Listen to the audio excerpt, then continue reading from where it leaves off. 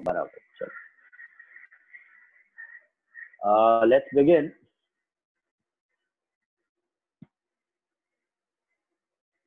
RBM, reducing balance method. What was reducing balance method? बोलो. Depreciation is charged at book value on the. Depreciation is charged on the written down value. Perfect. If I give you the percentage of depreciation, let us say it is 20%. So you will charge it on written down value. What is written down value? The one which you get after deducting the book value. Barabar hai? That is the main difference. So suppose my original cost of asset was 10,000. So first year depre will be on cost only 20%. That's 2,000. And you get WDV to be 8,000. Second year का depre किस पे होगा? 10,000 पे होगा कि 8,000 पे होगा? 8,000. So second year का depreciation is 20% of 8,000. That is 1,600 and so on and so forth. Next year का होगा 6,400. That's why it is called WDV method or reducing balance method, RBM. Okay. This is the WDV for the next year. Okay. Now, what is the peculiarity? Why RBM and why FIM? Which one is better? What is the reason? WDV because the value of the asset never becomes zero. वो तो यार खाली books में, physically तो वो zero होने ही वाला है. देखो सेम एसेट है, okay, same asset. Let us say the asset is plant and machine. Let us say the asset is plant and machine with the original cost of say it is 60,000. Original cost of 60,000 with a life of 5 years. Okay. Let us assume the scrap value to be nil. Am I audible clearly, all of you? Sure. Let us assume that the scrap value is nil, the life is 5 years, and the original cost is 60,000. Same asset है, same asset. उसी पे FIM भी charge कर सकते हो और RBM भी charge कर सकते हो आप. सेम एसेट पे आप दोनों मेथड चार्ज कर सकते हो. FIM भी कर सकते हो, RBM भी कर सकते हो. और जो एसेट है वो तो काम उतना ही देने वाला है फिजिकली, और at the end of 5 years उसकी लाइफ जाने ही वाली है, खत्म होने ही वाली है. तो why prefer RBM over FIM?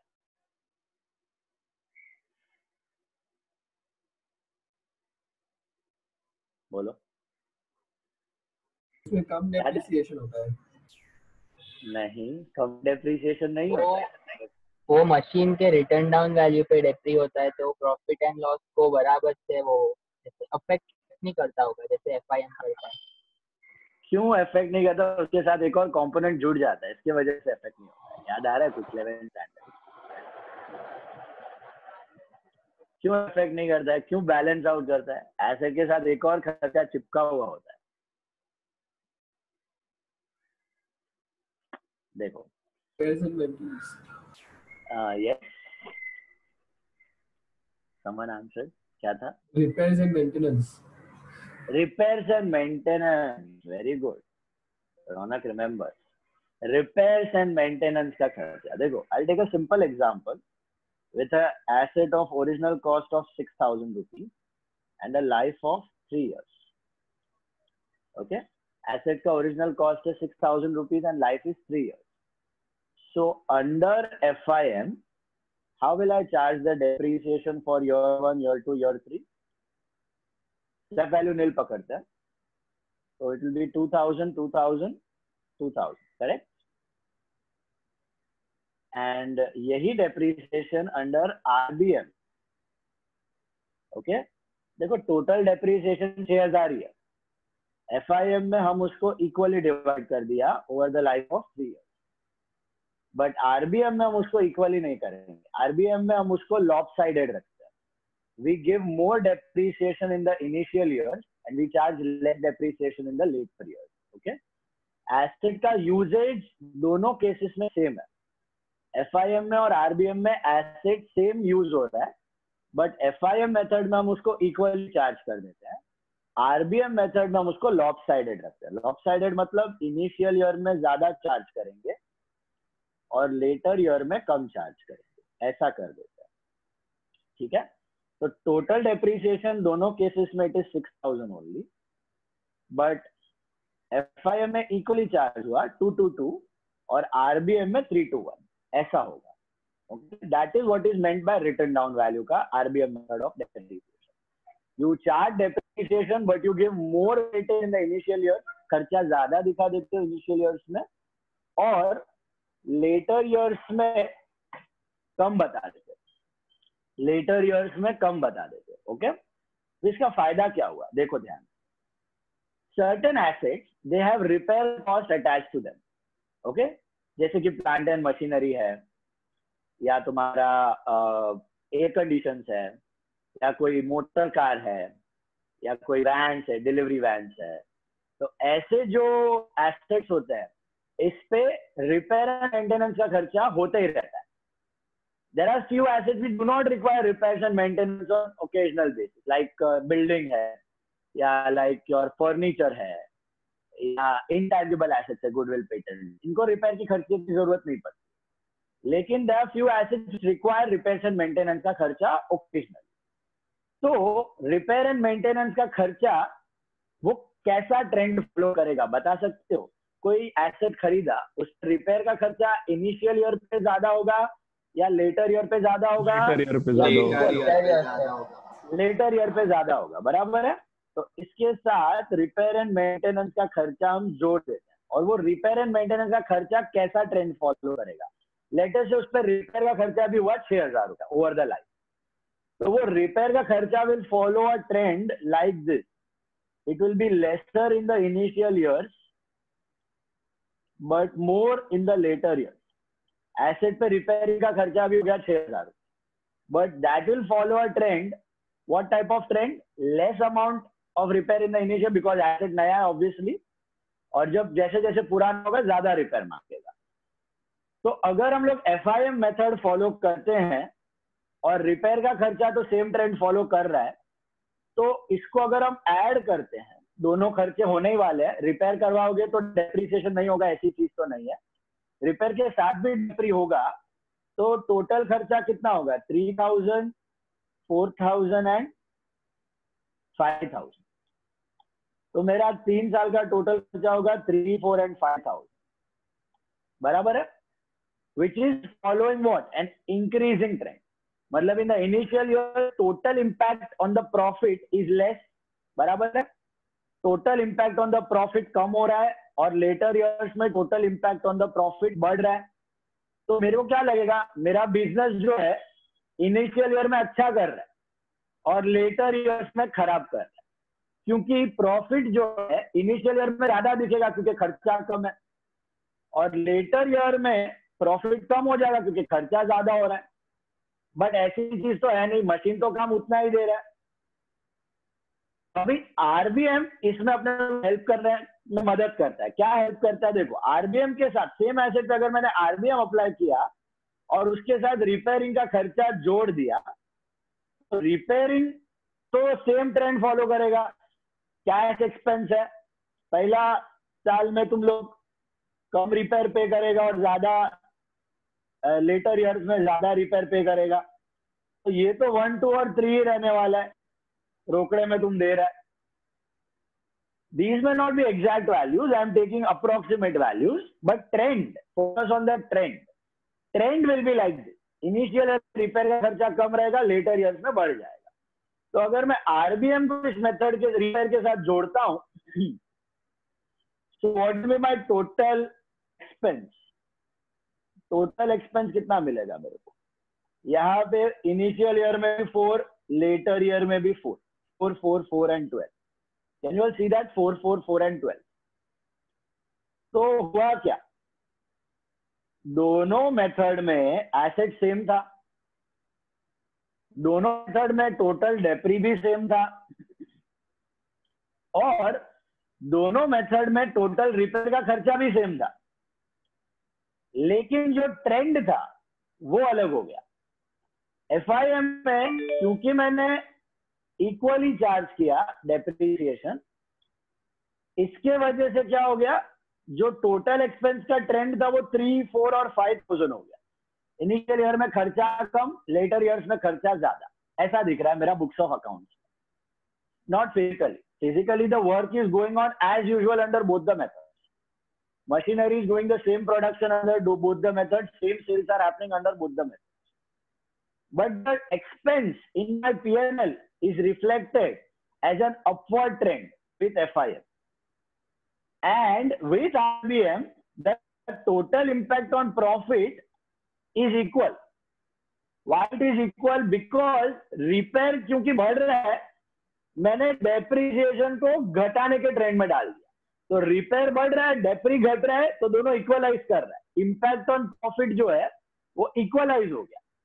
तो इस ट्रेंड को देख के मेरे को क्या लगेगा, भाई प्रॉफिट इनिशियल ईयर में ज्यादा है, lesser in the latter year अगर मैं एफआईएम करता हूं।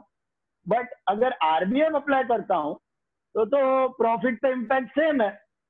अच्छा, प्रॉफिट बढ़ना चाहिए और घटना भी चाहिए, नो डाउट, चेंज होना चाहिए, प्रॉफिट बढ़ना भी चाहिए, घटना भी चाहिए। किसके वजह से बढ़ना और घटना चाहिए बता सकते हो? प्रॉफिट शुड इंक्रीज और decrease due to what reason? Purchases, sales, your purchases, activities, right. अभी यहाँ पे दोनों केसेस में एक्टिविटी तो सेम ही है, काम तो उतना ही हो रहा है, सेल उतना ही हो रहा है, परचेज उतना ही हो रहा है। तो इधर मेरे को थोड़ा गलत इंडिकेशन देगा एफआईएम कि भैया हाँ अच्छा कर रहा है, business is doing good in the initial year, bad in the latter year. RBM में तो इक्वल ही चल रहा है, we are assuming sales and all equal. तो आरबीएम मेरे को क्लियर पिक्चर दे देता है। क्या क्लियर पिक्चर दे देता है कि अगर आरबीएम अप्लाई करूंगा और प्रॉफिट बढ़ रहा है या घट रहा है तो that is definitely because of sales, that is definitely because of my activity. But FIM में है ना, मेरे को एकदम क्लियर पिक्चर नहीं मिलेगा। एफआईएम में अगर प्रॉफिट बढ़ रहा है या घट रहा है तो मेरे को और एक सेकेंड डिटेल देखना पड़ेगा कि इज दिस प्रॉफिट इंक्रीजिंग और decreasing due to my depreciation और is it due to my actual level of activity of purchase and sale. I have to go inside and check it again. मिल जाएगा answer तो 2 minute में मिल जाएगा, पर थोड़ा और एनालिसिस करना पड़ेगा। सो बोलने का मतलब, अगर रिपेयर एंड मेंटेनेंस का खर्चा लग रहा है किसी एसेट पे तो उस एसेट पे अगर आप आरबीएम चार्ज करोगे तो इट इज बेटर, क्योंकि आरबीएम रिपेयर के खर्चे को नलिफाई कर देता है, इम्पैक्ट जो प्रॉफिट पे वो नलिफाई कर देता है, वेराइज एफआईएम वो नहीं कर पाता। Did you understand the logic behind this? बोलो, इसमें किसी को कुछ नहीं समझा तो बताओ। ये टोटल इम्पैक्ट ऑन प्रॉफिट क्यों मैटर करता है, ये समझ में आया? मतलब प्रॉफिट इंक्रीज हो रहा है, प्रॉफिट डिक्रीज हो रहा है, ये सीधा क्या अज्यूम करते हैं कि भैया बिजनेस अच्छा कर रहा है, बिजनेस बुरा कर रहा है। अब सेल्स अच्छा हो रहा है, सेल्स बुरा हो रहा है। बट एफआईएम चार्ज करो तो 2 बार अंदर चेक करना पड़ेगा कि एक्चुअली सेल बढ़ रहा है, घट रहा है, या फिर ये खाली डेप्री चार्ज करने की वजह से। काम तो उतना ही हुआ है दोनों केसेस में, तो बिजनेस अच्छा बुरा कर ही नहीं है। हमारे एग्जांपल में तो बिजनेस अच्छा बुरा कर ही नहीं रहा है, सेम कर रहा है over the span of 3 years. तो profit ideally should have been same over the span of 3 years. खाली पकड़ के FIM will show some wrong picture because of equal charging of depre. Now mind you, I told you, ये तभी आपको wrong picture देगा जब repair का खर्चा जुड़ा हुआ है। लेकिन देयर आर फ्यू एसेट्स जहां पे कोई रिपेयर मेंटेनेंस का खर्चा ही नहीं होता है, ज्यादा नहीं होता है, एकदम नेग्लिजिबल होता है। लाइक फर्नीचर है, लाइक बिल्डिंग है, लाइक प्रीमाइसिस है, लाइक तुम्हारा ये अपना फिटिंग्स है, या तुम्हारा इंटेंजिबल एसेट्स है। इस पे रिपेयर का खर्चा बहुत नेग्लिजिबल होता है, तो उस पे आपको एफआईएम करो, आरबीएम करो, does not matter, impact on profit will not be that much effective. Is that clear? तो उसमें एफआईएम करना एडवाइजेबल है, क्योंकि वो इक्वालिटी रखता है, हर साल इक्वली डेप्रिशिएट होगा। तो जिस पे रिपेयर का खर्चा नहीं है वो एसेट पे एफआईएम करोगे बेटर है, पर जिस पे रिपेयर का खर्चा है उस पे आरबीएम करो तो बेटर। Is that clear? समझ आई बात? तो याद रखना, एफआईएम और आरबीएम आप दोनों मेथड सेम एसेट पे अप्लाई कर सकते हो, ठीक है? आप दोनों मेथड सेम एसेट पे अप्लाई कर सकते हो। अभी याद है FIM में रेट हमने कैसे, देखो किसी भी एसेट के डेप्रिसिएशन 3 चीजों पे डिपेंड करता है, हमने शुरू में देखा था। Sorry, what are the 3 things that the depreciation depends upon? wear and tear, passage of time. नहीं, कॉस्ट, हाँ, time, life, cost, life and scrap value. अगर कोई भी एसेट का कॉस्ट, लाइफ और स्क्रैप वैल्यू पता है तो आप डेप्री कैलकुलेट कर सकते हो। Cost minus scrap upon life, ये अपना फॉर्मूला था, ये FIM का फॉर्मूला था, याद है? Cost minus scrap upon life, that was the FIM का फॉर्मूला। ओके, नाउ RBM का भी एक फॉर्मूला है। RBM में भी हम रेट ऑफ डेप्री, अच्छा इसमें रेट कैसे कैलकुलेट करते थे याद है? Annual depreciation upon cost into 100, ये FIM का फॉर्मूला था रेट का, डेप्रिसिएशन अपॉन कॉस्ट इनटू 100। वैसे RBM में भी आप लोग रेट कैलकुलेट कर सकते हो with the help of this information. Formula is 1 minus nth root of scrap upon cost into 100, 1 minus nth root of scrap upon cost into 100. This is the formula under RBM. Okay. So let us take the above example. इसमें FIM से rate क्या मिलेगा? Rate FIM से क्या rate मिलेगा? Cost मेरा 6000 था। FIM में पहले तो डेप्री कैलकुलेट कर लेते हैं, annual depre, cost minus scrap upon life, बराबर है? What was the cost of my asset? 6000 minus scrap, I am assuming nil, upon life is 3 years. The annual depreciation was 2000. Are you all with me? Are you understanding this? FIM के हिसाब से amount of depreciation मिल गया। अभी rate कैसे ढूंढोगे? Rate of FIM कैसे ढूंढोगे? Rate of FIM will be depreciation upon original cost into 100, which is I think 33.33%, 1/3 आएगा। 33.33% is my FIM का रेट, करेक्ट? हर साल 33.33% चार्ज करो, कॉस्ट पे आपको डेप्री मिलते जाएगा। अभी सेम रेट में RBM में कैलकुलेट करूंगा तो क्या ये n क्या है? nth root, n stand for the number of years, the life of the asset. So this is 1 minus nth root, n मतलब 3 इयर्स, क्यूब रूट, बराबर है? क्यूब रूट ऑफ स्क्रैप, अभी स्क्रैप तो हमने नील पकड़ा हुआ है, लेकिन यहाँ पे मैं 0 लिखूंगा, पूरा 0 हो जाएगा, तो 0 नहीं लिखना है न्यूमरेटर में, 1 रुपी लिखना है। Let us assume the scrap is 1 rupee, negligible, upon cost is 6000 into 100, तो क्या मिलेगा मेरे को? 1/6000, जो भी करो कैलकुलेटर में उसका क्यूब रूट, और 1 में से उसको माइनस करो और इंटू 100 करो।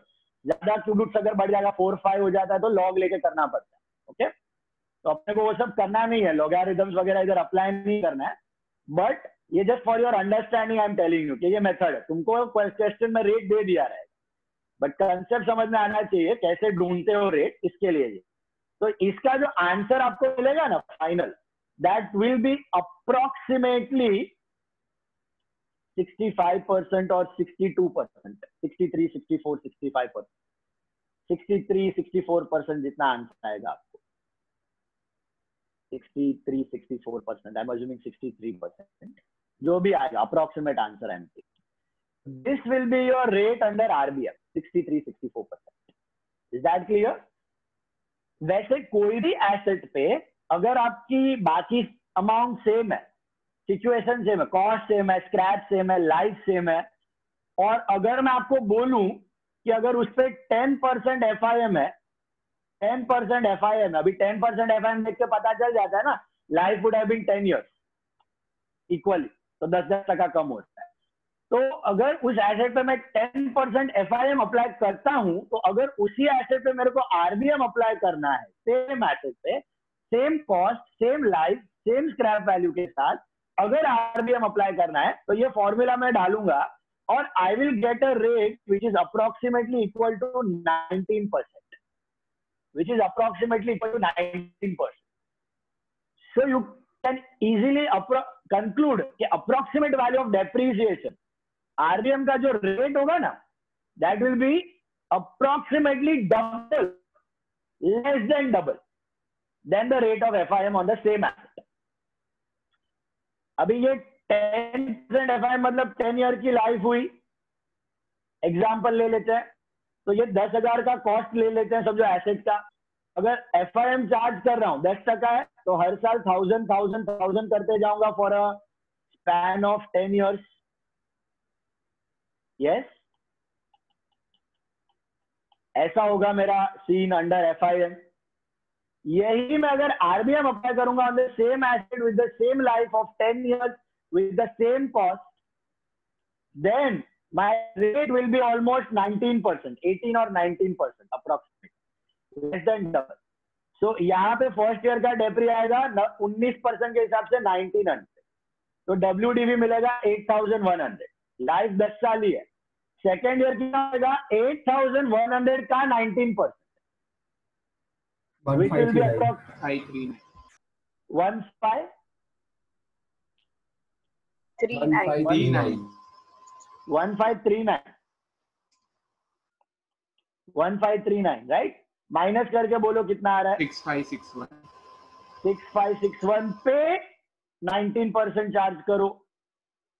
1249 कर दो, राउंड ऑफ. माइनस करके बोलो कितना आ रहा है? 6561 minus 1249. 5312. 3512. 5312. 5312. हाँ, 5312. 5312. 5312. ऐसे this is first year, second year, third year, ऐसे फोर्थ ईयर जाएगा 5312 का 19%. That will be around 1100 something. 1009. Subtracted, you arrive at WDV of the next year. 3294. 4294. 429. उसका 19%, 800 आसपास कुछ तो आएगा. सर वो जो आपने चलो खत्म. सर वो 4303 आता है. 4294 आएगा ना? 4303. 4303 आता है. 4303. 4303 पे 19% चार्ज करो. सर वो जो 817. बोला वो रेट कैलकुलेट करने के लिए. सॉरी, वो जो फॉर्मूला बोला वो रेट कैलकुलेट करने के लिए. रेट कैलकुलेट करने के लिए. रेट फॉर्मूला में देखो ना, आता है सर. आंसर तुम्हारा लॉग लेके करना पड़ेगा. लॉगरिथम में करते हो ना, दोनों साइड लॉग लेने का, फिर क्यूब रूट है ना, तो ये डिवीजन हो जाएगा, तो माइनस हो जाएगा. लॉग 60% आ रहा है. 60% आ रहा है ना? 60. 60. हाँ, तो 60 मैं बोला ना approximately. It's not your exact 63%. मैं बोल रहा अप्रोक्सीमेटली. Approximately double. फर्स्ट वाले में तो कुछ और ही आ रहा है. फर्स्ट वाले में तो 94.5% आ रहा है. 94. वो जो आपने 63 लिखा है ना, उधर 94.5% आ रहा है. नहीं, कैसा 94.5%? क्या किया तुमने? 1 माइनस 1 डिवाइड बाय 6000 का क्यूब रूट निकाला, फिर माइनस किया, फिर साइन चेंज किया और इनटू 100. हाँ. तो 94.5% आ रहा है. नहीं, तो कुछ गड़बड़ हुआ है. और सेकंड वाले का रेस टू 0.1 किया तो कुछ 60% जितना आ रहा है. रेस टू 0.1 किया, हाँ, तो कितना आ रहा है? 60%. 60%. तो गड़बड़ किया है, कैलकुलेशन में कुछ गड़बड़ किया है. एक काम करो, फर्स्ट वाले का एक मिनट, फर्स्ट वाले का है ना 1/6000 करो. फर्स्ट वाले का 1/6000 करो. 1.67 raised to 10 into 10 raised to minus 4. So that is approximately 0.000167. 0.00167 आया. 0.00167 ना? हाँ सर. 0.30167. 1/6000 का क्यूब रूट निकाला ना तुमने? हाँ वो भी निकाला। एक minute, let us take some scrap value, उसके हिसाब से करते हैं। चलो let us take this example में चलो एक और एग्जांपल लेते हैं। कॉस्ट ले लो 50,000, कॉस्ट ले लो 50,000, लाइफ ले लो 5 years और स्क्रैप ले लो से 5,000। ओके, इसमें FIM में अपन करेंगे तो क्या मिलेगा? 45.5 9,000 मिलेगा। 9,000 upon 50,000 into 100 will be I think 18%। बराबर है? 9,000 कहाँ अभी से है? यही क्या कहाँ से है? 9,000 एनुअल डेप्री निकाला ना, cost minus scrap upon life. FI 50 minus 5, 45,000 upon 5 years, that is 9,000। 9,000 upon 50,000 into 100 is 18%। Got that? Yes. Okay, now ये चीज अपन RBM में करते हैं। 1 minus nth root मतलब कितना? 5 है, 5th root upon इसका 5,000 upon 50,000 into 100। अब करके देखो कितना आ रहा है। 1/10 का 5th रूट मतलब 0.2 का 5th root, 0.1/5। 0.1 raised to 0.2 comes to 0.63। हाँ, और करो 1 माइनस करके इंटू 100 करो, अप्रोक्सीमेटली 34% या 35%, 33% ना चाहिए। 36%, 36.9। 36.9। 36.9 ये जनरली थोड़ा कम रहता है डबल से। ये डबल से थोड़ा ज्यादा आ गया क्योंकि लाइफ थोड़ा कम है, स्क्रैप थोड़ा ज्यादा हो गया रहेगा इसकी वजह से। Sir Okay? इसमें आ गया, पहले वाले में नहीं आ रहा है। आएगा उसमें ना, स्क्रैप हमने नील लिया है ना, वो स्क्रैप थोड़ा रहेगा ना, 1,000-2,000 रुपया, मैंने 1 रुपी डाला है उधर। वो स्क्रैप थोड़ा बड़ा लोगे ना, कंपेयर 5% ले लो, क्योंकि है ना जनरली वी अज्यूम कि कोई भी एसेट का स्क्रैप वैल्यू 5% तो होता ही है। टैक्सेशन के शेड्यूल में भी 5% देता ही है, तो 5% स्क्रैप के साथ करो, यू गेट द आंसर। 6,000 का 5% कितना होता है? 300 रुपया होता है।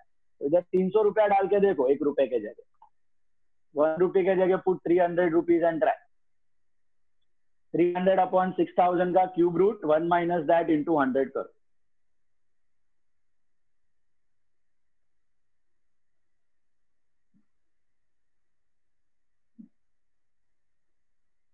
हाँ सर अभी आ गया।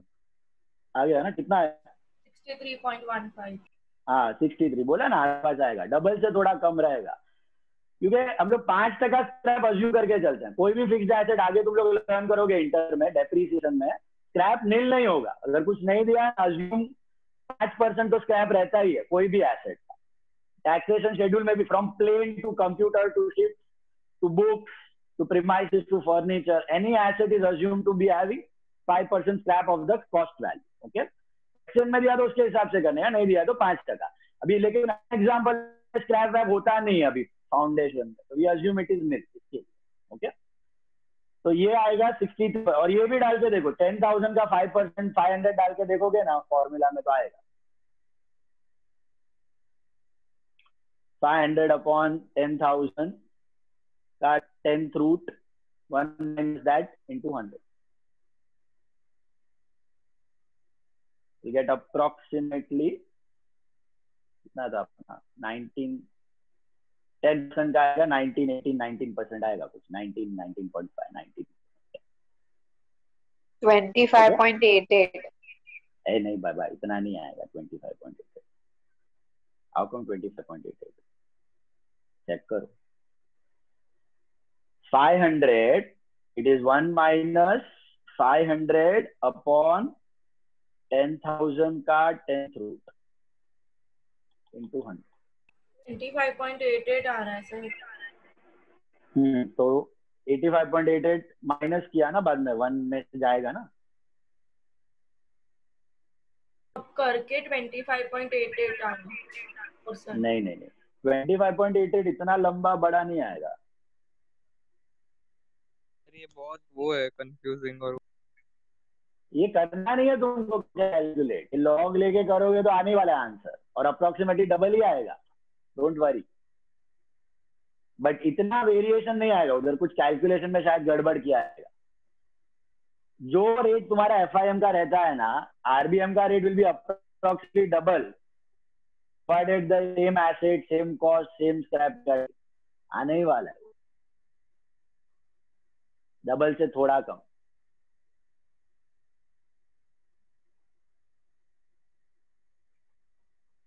वेरीफाई करके देख सकते हो, घर पे भी बैठ के है ना, 3-4 एग्जांपल लो, नहीं आएगा आंसर तो बोलो मेरे को।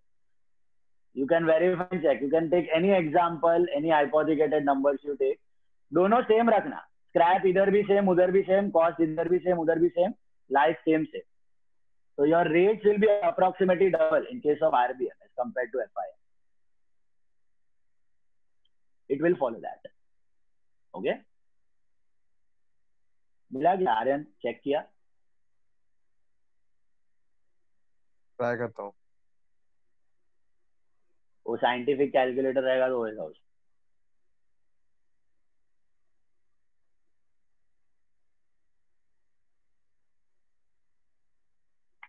चलो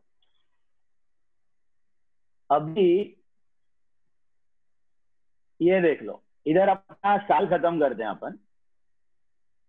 RBM वाला मेथड में बताता हूँ, खाली जब लाइफ खत्म होती है तब क्या करने का, इसके लिए I was doing that working basically. ये जरा वेरीफाई कर लेना बाद में, ठीक है? Now coming back to the ये वाला वर्किंग, इसमें मेरे को खाली 10 साल खत्म करना है, तो 19 1 2 3 4 5 हो गया। 6 ईयर का बताओ जरा, ये माइनस करके कितना आ रहा है? 4303 माइनस 817 3486 3486 3486 का 19% करो, 662 माइनस करो 2824 2824 का 19% 536 536 2288 2288 का 20% 19% जो भी है 434 एंड फाइनल वैल्यू 1854 8 साल हो गए, 9वां साल है 185554 362 52 हाँ ठीक है 62 देन 1502 अच्छा हाँ 1502 अभी ये लास्ट ईयर आ गया अपना, ठीक है? अभी लास्ट ईयर में हम लोग क्या करेंगे गाइस, हमने शुरू किया था यहाँ से, ठीक है? 1900 से we had started 1900 से we had started and 1539 1249 1 2 3 4 5 6 7 8 9 and 10th year में आ गए। तो 10th ईयर में what are we suppose to do?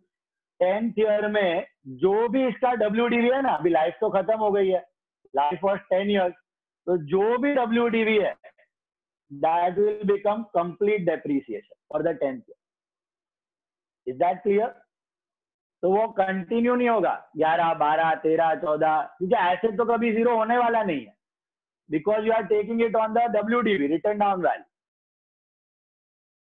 तो कभी जीरो होने का सवाल ही नहीं है तुम्हारा। Are you getting this? तो 10th ईयर जहां लाइफ खत्म हुई, तो जो भी WDV है that will become your depreciation. Is that clear? Suppose इसमें स्क्रैप होता 500 रुपया स्क्रैप होता, तो उसको रखने का, और जो बचा हुआ है 1104 रुपया वो डेप्रिसिएशन। 500 रुपया मिलने वाला है, तो 1104 रुपया would have been depreciation. Is that basically जो बचा हुआ WDV, स्क्रैप अगर नील है तो पूरा डेप्रिसिएशन, और स्क्रैप अगर बच रहा है तो balance amount is depreciation in the last year. That is what we do with RBM, that is what we do with RBM। Is that clear? Last year पे जो मशीन का WDV होता है वो पूरा डेप्री कर दोगे तो प्रॉफिट कम नहीं हो जाएगा ओवर द ईयर? कितना? हाँ, वो लास्ट ईयर में होने ही वाला है, लास्ट ईयर में होगा ही, क्योंकि लास्ट ईयर में चॉइस ही नहीं है आरबीएम। लेकिन ये जो है ना, मैंने चूंकि अप्रोक्सीमेट लिया था, एक्चुअली वो रेशियो डाल के परसेंटेज निकालोगे ना, इसीलिए मेरे अप्रोक्सीमेट लिया था, इसके लिए इतना वैल्यू थोड़ा बड़ा आया। तुम्हारा जो एक्चुअल परसेंटेज रहेगा ना, उसमें ये वैल्यू बहुत नेग्लिजिबल, छोटा ही आने वाला, इतना बड़ा नहीं आएगा, समझा? वो 2%, 3% भी ऊपर नीचे हो गया ना, मैंने 63 लिया है, 65, 64 या यहाँ पे 19 लिया है तो 19.5, 19.8 ऐसा कुछ आ गया रेट, समझो, तो ये आंसर तुम्हारा बहुत वास्ट चेंज हो जाएगा। यहाँ पे हर साल 100, 200 रुपए का 100, 200 रुपए का फर्क आएगा, और लास्ट में ये अमाउंट भी स्मॉलर, वो इतना बड़ा इम्पैक्ट नहीं आएगा प्रॉफिट, क्योंकि I taken N approximate value, इसके लिए इतना थोड़ा बड़ा दिख रहा है तुम, समझा? करने का तरीका यही है, you put the formula, you get the rate, whatever rate you get, apply it on the WDV, and then in the last year, whatever is the last year, whatever is your WDV will become your depreciation. Okay, and scrap value है तो minus करके जो मिला that is depreciation. Amount तुमको exactly है ना, scientific है, calculator या लॉगरिथम से करने का है, तो करके रेट ढूंढ के अप्लाई करके घर पे बैठ के देख लो। ओके, ये प्रैक्टिकली होता है, तुमको सम में ये नहीं करना है, सम में ये खाली मैं समझाने के लिए बता रहा हूँ। प्रॉब्लम में you will be given the rate, you need not calculate that, but this is what will happen practically. Understood? Clear? Okay, so FIM और RBM basic difference समझ में आया क्या है? Under FIM you charge the same total depreciation but equally, but under RBM you charge the same total depreciation more in the initial number of years and less in the later number of years. Remember this, your total depreciation remains same. Total depreciation under FIM and RBM remains same. खाली उसका division FIM में initial, FIM में equally है, RBM में lopsided. Okay? Now, second thing, scrap value दोनों में generally practically we take 5% उसके हिसाब से करने का, एंड जो ट्रेंड रहेगा, जो उसको स्ट्रेट लाइन मेथड बोलते थे, FIM को स्ट्रेट लाइन मेथड, RBM में वो रेड्यूसिंग रहता है। ऑब्वियसली ग्राफ पे देखोगे तो इनिशियल ईयर में ज्यादा है, लेटर ईयर्स में कम है, तो ऐसा डाउनवर्ड स्लोपिंग कर्व मिलेगा। Okay, so that's why it is reducing balance method, downward sloping you will find. तो more chunk of depre in the initial, less chunk of depre in the later. कौन से asset पे RBM better है और कौन से asset पे FIM better होता है, ये समझ आया? Which assets RBM is better and which assets FIM is better? The assets which have repair and maintenance cost, उस पे which method is better? RBM. RBM. And assets which do not have repair and maintenance cost, उस पे it is obviously advisable FIM. Okay, इसलिए goodwill, इसलिए तुमने देखा होगा patent number of years दे देता है फाइनल अकाउंट्स में, पेटेंट नंबर ऑफ इयर्स, तुम्हारा trademark number of years, leasehold premises number of years, तो you equally divide them and you calculate depre, याद है? वेयरएज प्लांट एंड मशीनरी है, तुम्हारा इक्विपमेंट है, उस पर तुम लोग जो वैल्यू दिया उस पर ही करते हो, तो वी फॉलो RBM नॉर्मली। जो WDV दिया है तुमको ट्रायल बैलेंस, उसी पे you charge depre. So that's why we apply RBM on those types of assets. Computers है, that is all RBM. Computer पे फिर भी थोड़ा अभी रिपेयर कम होता है, बट ज्यादा यूजेज है तो उससे भी रिपेयर लगता है। Is that clear? सबसे आगे बात FIM RBM की, रेट कैलकुलेशन क्लियर है? Rate calculation is just for your understanding. Okay, exam में आपको रेट्स दिया होगा। नाउ खाली एक अप्रोक्सीमेट वैल्यू अगर याद रखना है तो याद रखना, जो रेट FIM का होगा RBM का उससे अप्रोक्सीमेटली डबल होगा। ओके, ये याद रखना, approximate calculation. Actually you can always calculate with the calculators. Okay, now let us start with the problems of RBM। RBM में you take the first sum, 18th sum ले लो, sum number 18, Jain brother. RBM के तीन नाम याद है ना, RBM, DBM and WDB. RBM stands for reducing balance method, DBM stands for diminishing balance method, and WDB stands for written down value method. RBM, DBM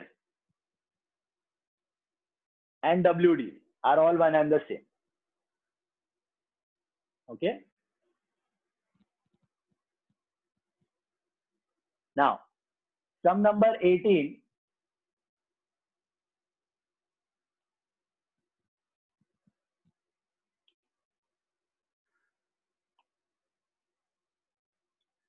What are we supposed to do? So only machinery account and depre account में नहीं है, खाली machinery account है for 2 years. Only machinery account we have for 2 years.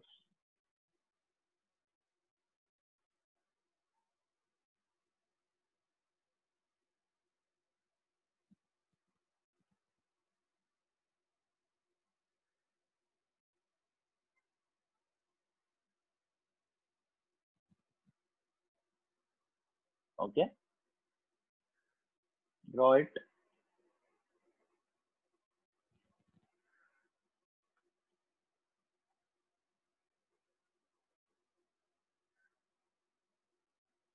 Now, Jain Brothers acquired a machinery on 1st July 2015 at a cost of 14 lakhs and spent 1 lakh on its installation. So 1st July 15. Again, we pass what entry? Entries and all are same. Okay, only thing will change is calculations now, because we are applying a different method of depreciation.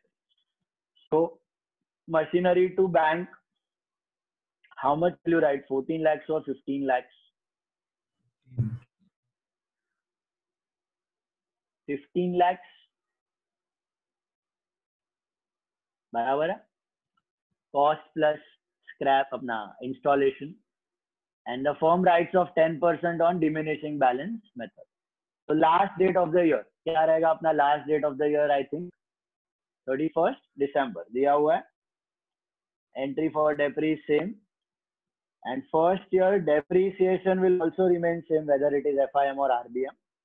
So depreciation for the year 15, I'll directly charge on 15 lakhs का 10% for how many months? 6 months I will take, right? Because it is used from July to December. That is 75,000. This is 75,000.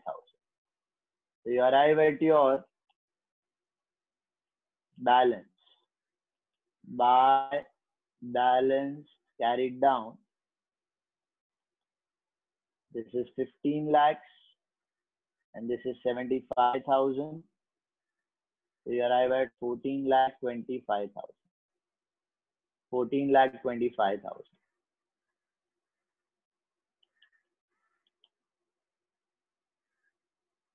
To balance B on 1/1/16. On 1/1/16. Okay.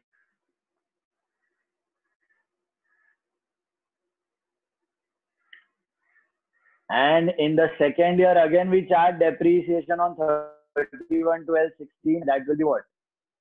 By depreciation account.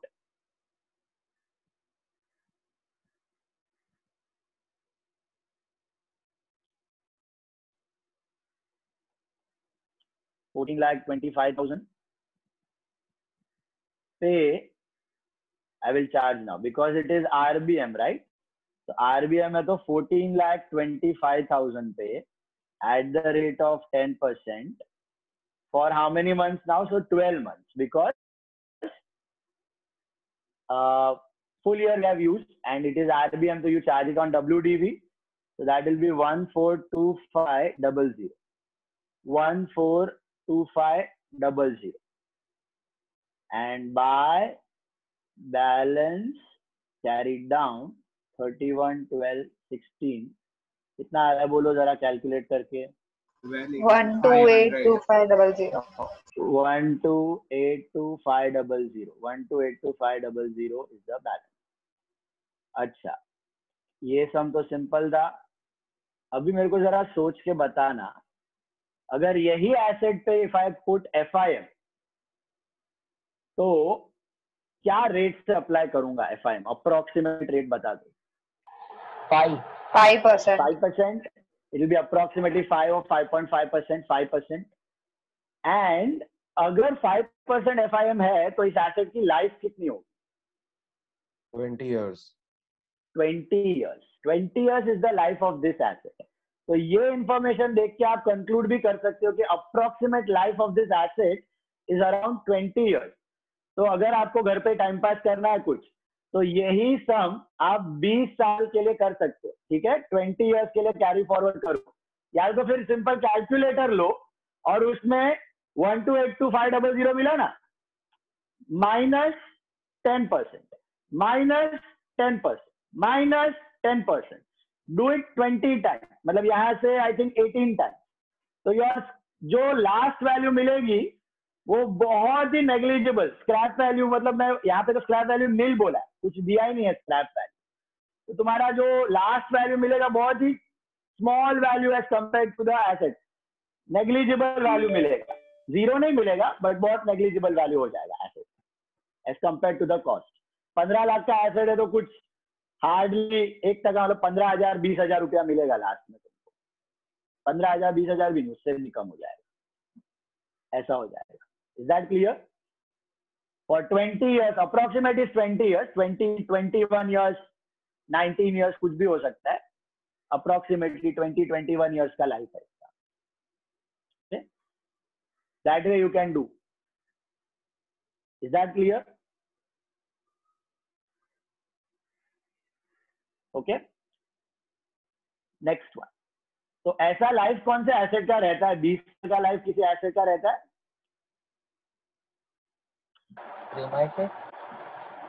Premises, या बोल सकते हो, क्योंकि वो generally appreciate होता है. Land है, premises है. बिल्डिंग हो सकता है, बिल्डिंग कैन बी 20 years.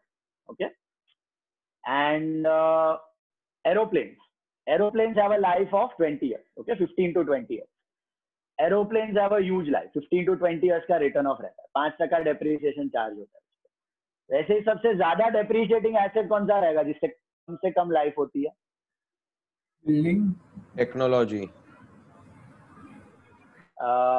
उससे भी, या कंप्यूटर्स होता है, लैपटॉप्स होता है. इलेक्ट्रॉनिक्स. ये मैं इलेक्ट्रॉनिक्स टैक्सेशन के हिसाब से आपको बता रहा हूँ कि टैक्सेशन का शेड्यूल में जो दिया है उसके हिसाब से, और तुम्हारा वो उसी के ऊपर डिपेंडेंट है जो ज्यादा डेप्रिशिएट होता है एसेट. तो कंप्यूटर्स है, बुक्स है. Okay, they get 50-60% of depreciation in a year. Ships है, ships have a life of 2 to 3 years, ऐसा कंसिडर हो जाता है. Okay, due to wear and tear. Ships, so they get a life of 2 to 3 years. Books, computers, ships. Okay, huge amount of depreciation they get every year. Chargeable depreciation. Not the cruises, the ships which are used for transportation. Those ships. Okay. तो उनको जंग वंग बहुत लग जाता है, पानी में रहता है ना कंटिन्यूअसली, एंड पानी का, तूफान का, बहुत एक्सीडेंट्स का they have chances. That's why. So huge depreciation on ships, computers, laptops, books, इस पे रहता है. Mobile phones. Let's just move to the next sum. Sum number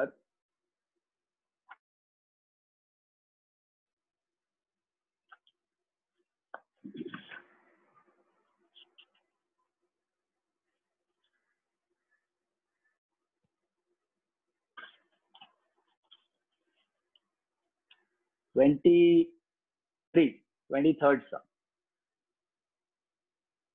एक sum number 23 में दोनों बनाना है. 23rd sum.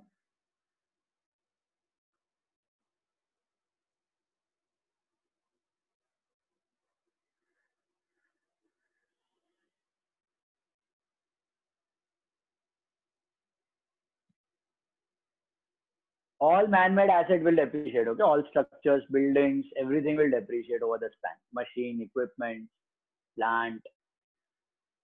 normal natural asset, land, property, and gold. Generally, they are assumed to be of appreciating nature. Baki, in general, all man-made fixed assets will depreciate, tangible or intangible. Come to sum number 23. A firm purchased on 1st January 2015 certain machinery for 5,82,000 and spent 18,000 on its erection. Erection matlab installation. On July 1, 2015, another machine of 2 lakh was acquired. On 1st July 16, machine purchased on 1st January having become obsolete was auctioned for 3 lakh 80. Auctioned का मतलब बेच देना. Auctioned का मतलब it is normal cash sale. Okay, वो 1, 2, 3 करके हथौड़ा मार के करता है. That is normal cash sale. As on the same date, fresh machinery was purchased at a cost of 4 lakh rupees.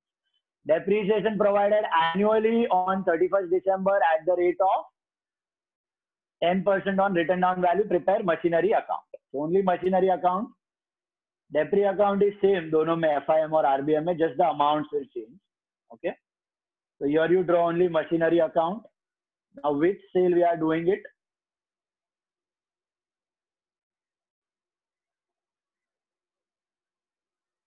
So draw up the machinery account.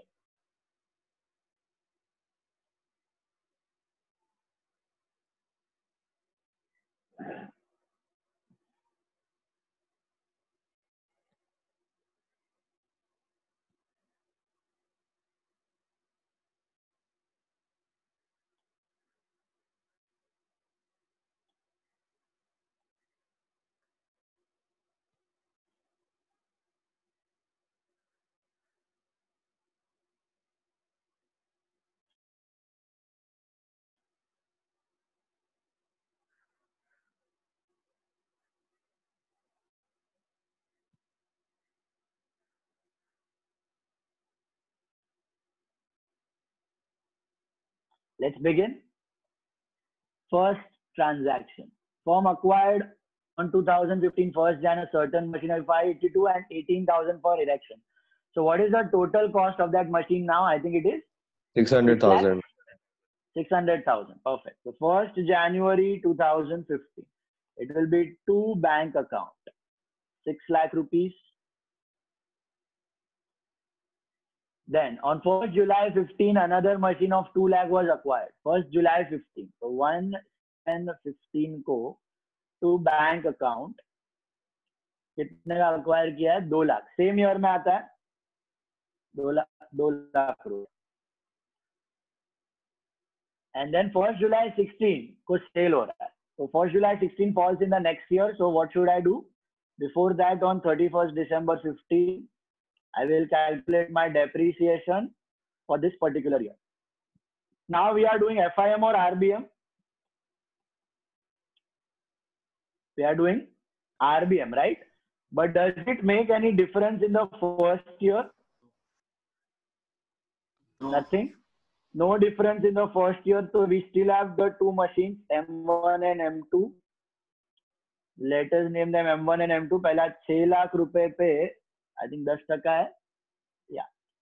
10% for how many months? Full year 12 महीना, क्योंकि शुरू में आया है first date पे तो 60,000. And second वाला है 2 लाख रुपए का, उस पे 10% फॉर आई थिंक 6 मंथ्स आएगा, क्योंकि जुलाई से तो 6 महीना आएगा तो आई थिंक 10,000. तो टोटल हो गया 70,000. 70,000 rupees is your debit. And by balance carried down shall be how much? 730. This is 8 lakhs. This is 8 lakhs.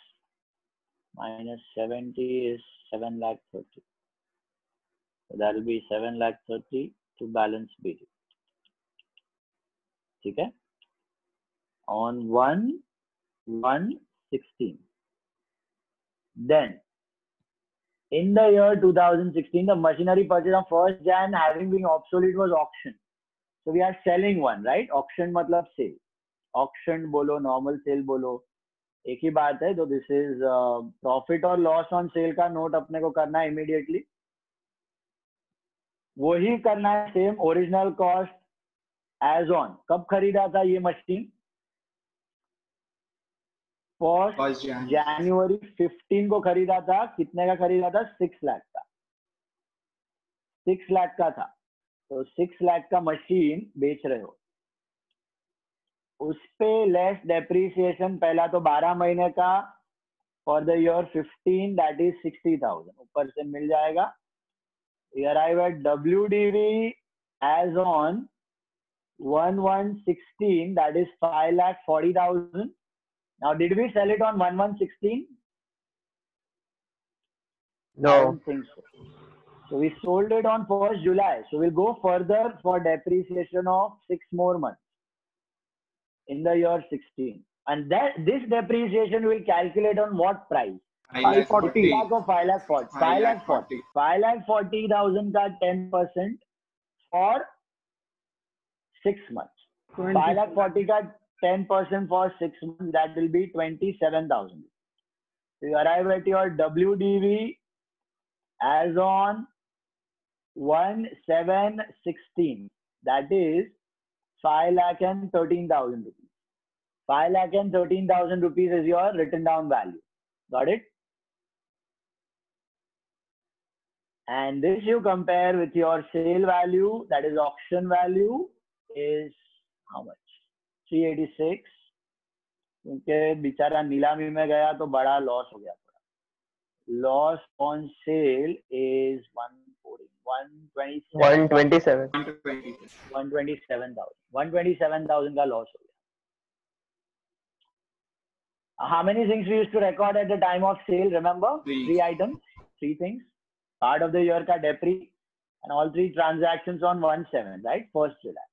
So 1st July 16 को पहले तो buy depreciation for the part of the year used. That was, I think, 27,000. WDV पे लिया 10% for 6 months. Then your sale का entry, that is, I think, buy bank. Buy bank auction में बेचा है तो sale ही है normal. Buy bank. Bank machine is the entry. कितने में बेचा? 386. And your loss. So 1/7/16 को आएगा buy loss on machine. Buy loss on machine, that is how much? 2 lakh? 1,27,000. 1,27,000. All right. And on the same date, a fresh machine was acquired for 4 lakh. देख रहा है? Same date. 1/7/16 को वापस to bank एक और खरीदा 4 लाख रुपए का। ठीक है? To bank 4 lakh. And that's it. Now you need to close it down. So before that, what are we supposed to do? Depreciation on the remaining machines, right? Now, यहाँ पे we are doing FIM or RBM? रुक जाना 2 minute. We are doing FIM or RBM? RBM. RBM. Okay, now listen carefully. अभी यहाँ पे तो एक ही machine है, तो सीधा उसका WDV मिलके आंसर आ जाएगा। और ये 4 लाख वाला तो नया खरीदा, तो इस पे इसी साल कैलकुलेट करना है लाइक FIM, बराबर है? और जहाँ मल्टीपल मशीन्स हुआ, ओके, वहां पे आपको थोड़ा तकलीफ हो सकता है, क्योंकि यहाँ पे कैसा है, अपने को WDV पे कैलकुलेट करना है, right? You have to calculate the depreciation on the WDV, written down value, not on the cost. तो अगर FIM होता तो प्रॉब्लम नहीं था। 6 लाख, 2 लाख, 4 लाख था, 6 लाख वाला उड़ गया, 2 लाख वाला पे ले लो, 4 लाख वाला पे ले लो, काम खत्म, बराबर? RBM में whenever we are in the continuing year,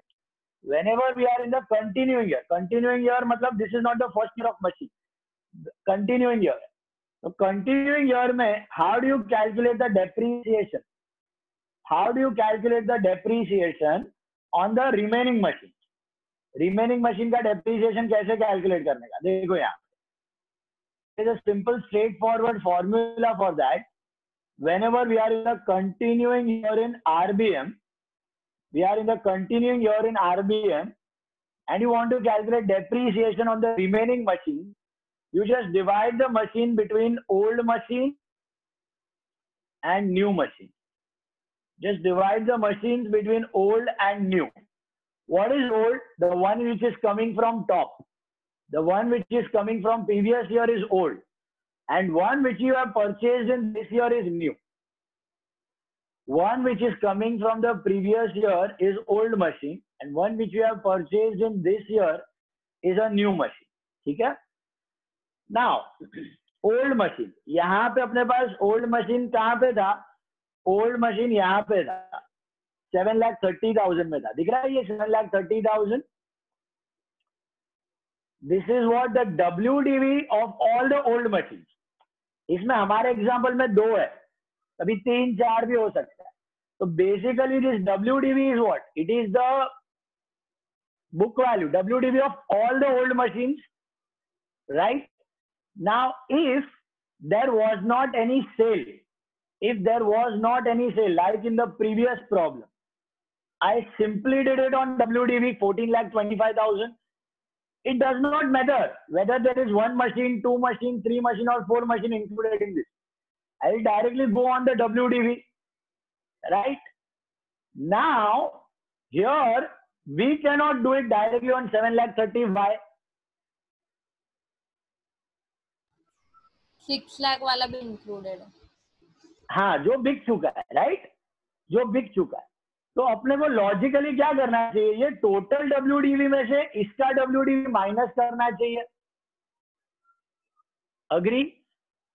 तो अपने को रिमेनिंग मशीन का WDV मिल जाएगा. बराबर? तो what are we suppose to do? Old machine के लिए क्या करने का? It is 10% of WDV. ठीक है?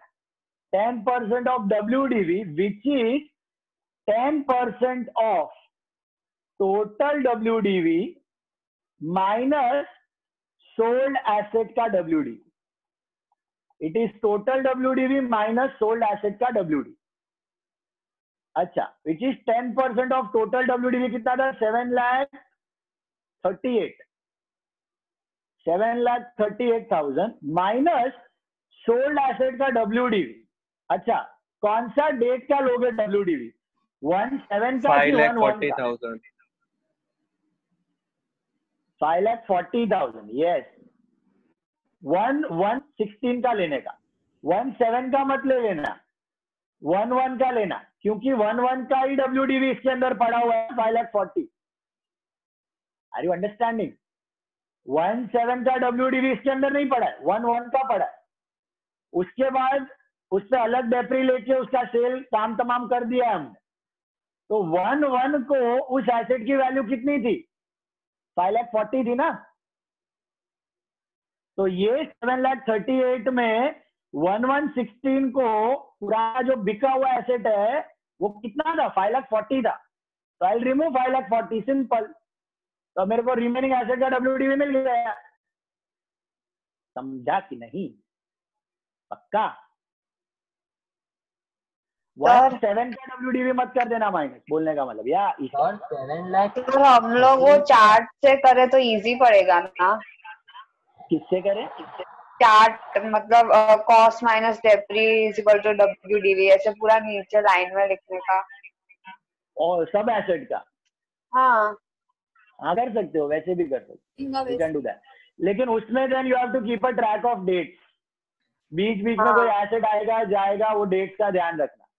You can do that. It's a working note. Yes. Just if you're comfortable with that, do that. No problem. Okay. No issues. और कोई doubt?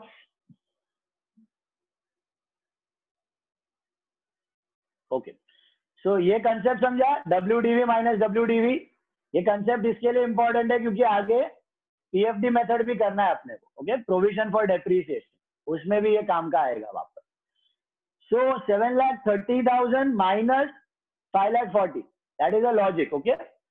5,40,000 किया तो मेरे को नेट एसेट का WDV मिल गया. अभी सीधा 10% ऑफ दिस कितना आता है? 5,40,000. 7,38,000 minus 5,40,000. 7,30,000 है, 38 नहीं है. 30 है. अच्छा, 7,30,000 है. ओके. और बाद में 1,90,000 और 19,000. हाँ, तो दिस इज 19,000. इस पे तो 12 महीना ही लेना है, तो मंथ वगैरह लेने की जरूरत नहीं है क्योंकि रिमेनिंग एसेट तो पूरा साल ही यूज किया ओल्ड वाला. तो सीधा 10% ले लो.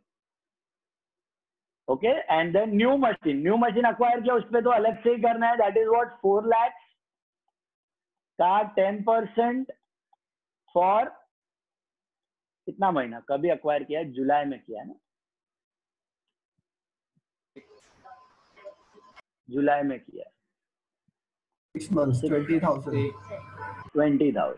What is our total depreciation? It is 39,000. बराबर है 39,000. So write down that 39,000. 19,000 का फॉर्मूला के बिना भी आ सकता है। 19,000 का फॉर्मूला देखो, फॉर्मूला के total क्या बिना भी पूछा? आ सकता है ना। हाँ, डायरेक्टली WDV माइनस WD. हाँ ठीक है चलेगा, यू कैन कैलकुलेट. खाली ये नोट बराबर थोड़ा सेल का बताना, बाकी तो मैं बोला ना थोड़ा छोटा छोटा कैलकुलेशन अगर खुद से करना है ओरली. फर्स्ट टर्म में भी ये दोनों कैलकुलेशन नहीं दिखाओगे तो चलेगा. ओके, इजी कैलकुलेशन ठीक है, बट जहाँ पे थोड़ा अमाउंट मिला है तुमको, कुछ एडजस्टमेंट किया है, तो all those calculation you show. Sale है ओके, और टाइम है ना, तो थोड़ा इजी वाला भी कैलकुलेशन दिखा देना, इट्स फाइन. वर्किंग नोट मतलब गुड इंप्रेशन, मतलब good marks CA foundation, even आगे भी पूरा सीए में वर्किंग नोट, एक्सप्लेनेटरी नोट्स जिधर जिधर दिखाओगे ना, all the more good, that will be supportive to your answer. Brownie marks, brownie points you get. This is 31st December 16 by balance CD. Module उठा के देखना तुम लोग, मॉड्यूल उठा के देखा रहेगा तुमने, प्रैक्टिकल प्रॉब्लम जब वो लोग ने सॉल्व किया, इलस्ट्रेशन सॉल्व किया है, सो मैंने explanatory notes they give. Okay, working notes expected है वहां से. 11,30,000 एकदम इजी कैलकुलेशन का मत दिखाओ, बाकी जितना हो सके दिखाओ. 11,30,000 माइनस द बैलेंस कितना आ रहा है? 5,51,000. 5,51,000. 551,000. Got it? Comfortable with RBM now? Continuing year का लॉजिक समझ आ गया? टोटल WDV माइनस रिमेनिंग जो सोल्ड एसेट है उसका WDV उड़ा देने का बस. बाकी फंडा is same. Entries are all same. Amounts will change. Sum number 3 पे आ जाओ. राक्षस, कल भी किया था हमने एक राक्षस, आज भी करेंगे एक राक्षस. सम नंबर 3. सर इसमें भी we can check the brought down. इसमें भी you can check the brought down value, but calculator पे करना है फटाफट से. देखो कितना एसेट है हमारे पास? 20,000 का डिफरेंस दिख रहा है. नहीं दिखेगा. देखो 6 लाख, 2 लाख और 4 लाख है. कैलकुलेटर उठाओ. 6 लाख वाला तो बिक गया है, मारो गोली. 2 लाख वाला है, 2 लाख वाला है. 2 लाख वाले पे टाइप करो 2 लाख वाले पे माइनस 10,000, आंसर मिलेगा 190 बराबर माइनस 10%. क्या मिला? 171,000. 171,000 मिला. दूसरा एसेट था 4 लाख वाला. 4 लाख वाले पे माइनस 20,000, 3,80,000. ये टोटल आना चाहिए. आ तो रहा है 551. आया ना? ऐड करो WDV, दोनों का डेप्रिशिएटेड वैल्यू को ऐड करने का, सिंपल.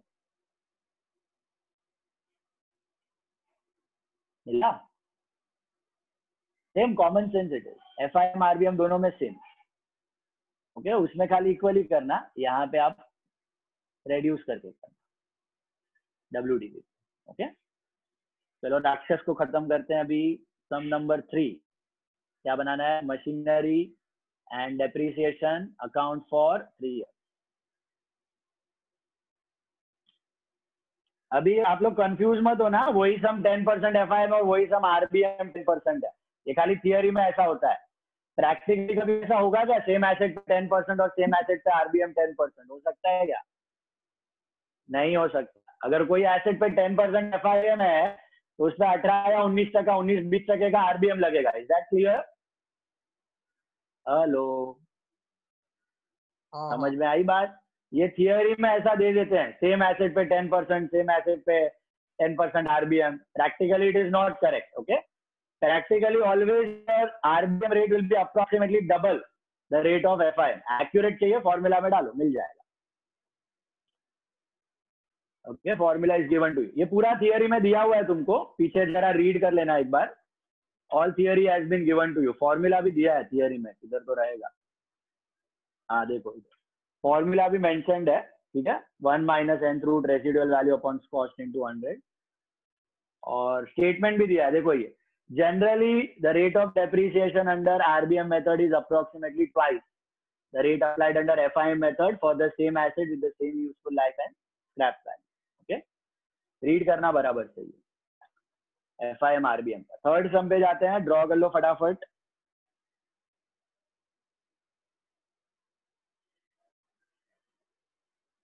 खाली चार्ज करने का तरीका अलग है. और क्यों अलग है? क्योंकि वो रिपेयर मेंटेनेंस का कॉस्ट है. ओके, वो ट्रेंड बताया ना तुमको. Impact on profit is nullified by RBM. FIM वो नलिफाई नहीं कर पाता.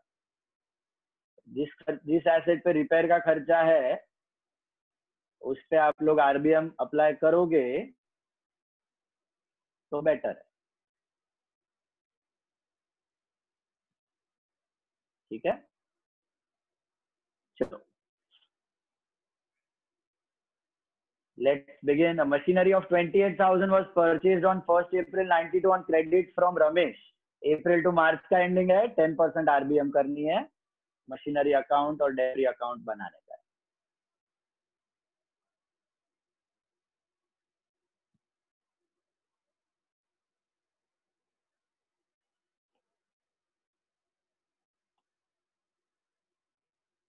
तो फर्स्ट ट्रांजैक्शन 1st April 92.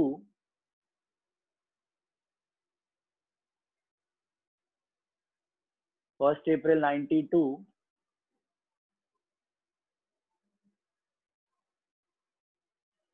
खरीदा है मशीन. क्रेडिट पे खरीदा है तो एंट्री क्या बनेगा? Machinery to Rajesh, right? And it was installed on 1st June. याद है, ये हमने तभी भी किया था. तो एंट्री 2 करना है क्योंकि डेट्स अलग अलग है. तो पहले 1st April 92 को आएगा टू राजेश 28,000 और फिर 1st जून को इंस्टॉल किया है. तो to bank, machine to bank ही होगा, but 2,000. But the cost of machine is now not 28,000. I think it is 30,000, right? Then on 1st October 92, another machine was purchased for 22,000. 1st October 92 to bank, another machine was purchased for 22,000. And on 1st April 93, I think falls in the next year. Agree? तो पहला साल खत्म. Let us move to depre. अगर किसी को doubt है तो stop me and ask, because it is repetitive. The entries are same. Okay, तो खाली अमाउंट ऑफ डेप्री पे थोड़ा ध्यान से करना है अपने को. अच्छा, 20, 30 + 2, 52,000. इधर बाय डेप्रीसिएशन कैसे करना है? 30,000 वाले पे 10%. Cost is 30,000 now, right? Depreciation for 92, 93. machine 1 and machine 2, you can name it. 30,000 पे 10% for how many months? 7. बोलो. 9. अरे यार, कल किया था. 10. वापस सेम गड़बड़. जून है, जून, जुलाई नहीं है. जून, जुलाई, अगस्त, सितंबर, अक्टूबर, नवंबर, दिसंबर, जनवरी, फरवरी, मार्च. उंगलियां है ना सबके पास, वापरो. मतलब कैलकुलेट करने के. Now 30,000 into 10% for how many months? 10 months. बराबर है. So 10 months का कैलकुलेट कितना है? 500. 2,500. फर्स्ट ईयर है तो does not matter. FIM RBM it is same. Machine 2 कितना है? 20,000. 22,000 सॉरी 22,000 वाले पे at the rate of 10% for how many months? 6 months, because it is on 1st July. That is 1,100. So 3,600 आ रहा है. 3,600 you're getting. 10 लिखा है आपने, तो अक्टूबर होगा ना? हाँ, अक्टूबर और मार्च एंडिंग है. हाँ 6 महीना हुआ ना. अक्टूबर, नवंबर, दिसंबर, जैन, फेब, मार्च. अटैक से कैलकुलेट. ओके, इधर कैलकुलेशन ही है. एंट्रीज तो बहुत चिंदी है. 4 एंट्री में पूरा सम घूमता है. Calculation calculation calculation.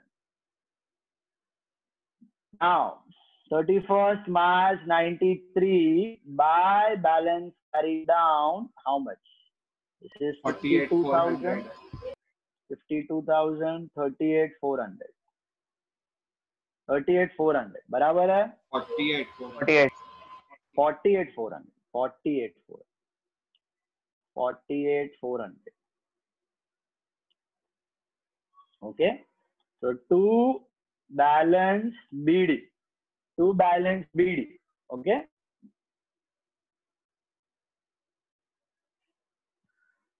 Now on 1/4/93 the balance you have. अभी 93 खतरनाक साल था अपना. देखते जाते हैं. 1st April half of the first machine was sold for 14,000. Okay, half of the first machine was sold for 14,000. Depreciation for the year 90. Sorry, पहले तो P&L. Depre कहाँ से? P&L. When you are selling, you are calculating profit or loss on sale. Okay, so this was working out 1. This is 2. Calculate the original cost. Original cost as on. कौन सा वाला बेचा है? First वाला. तो 1st April 92 पूरा बेचा कि आधा बेचा है? आधा. तो कितना लेने का? 30 के 15? 15. Okay, note will be also 15. 30,000 का हाफ. लेस डेप्रीसिएशन 92 93 का कितना आएगा? I think 15 1125. 1125. You arrive at WDV on 1/4/93, which is the date of sale. 13,875 less sale. 1250 ना? हाँ 1250. 1250. हाँ 1125 नहीं 125. 125. 2,500 का 13,750 आएगा. Less sale. First date पे बेच दिया. Will you have any depre on this asset? No. So what's your sale value now? So 12,750 आएगा ना. Dismantling charges. एक minute. Dismantling charges sale value से माइनस करना. 13,000. 14 में से हाथ में 13 आएगा. तो that's your actual sale value. Dismantling का खर्चा तो निकल गया, तो हाथ में 13 मिला. 13,000 is your actual sale value. इधर से माइनस करने का सेल वैल्यू में 14 - 1. So you arrive at your loss on sale of machine. That is 750.